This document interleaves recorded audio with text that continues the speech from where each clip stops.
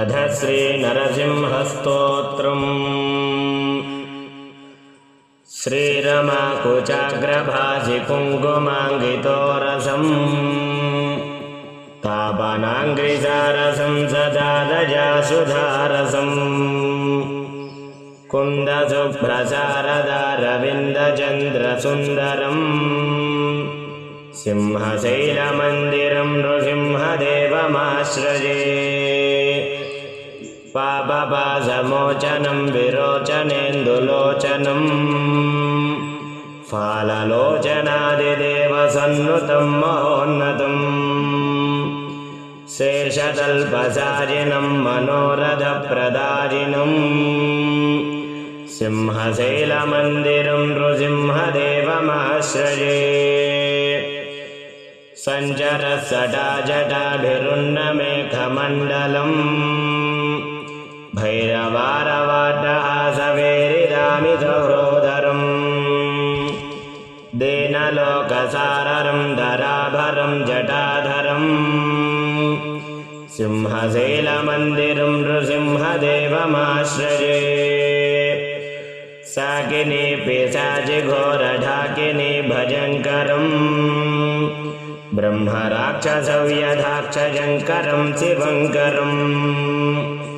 देवतासुहृत्तमं दिवाकरं सुधाकरम्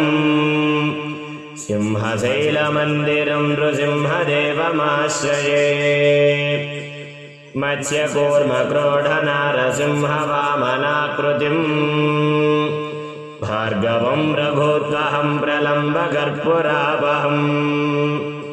बुद्धकल्किविग्रहं जगद्विरोधिनिग्रहम् सिंहशैलमन्दिरं नृसिंहदेवमाश्रये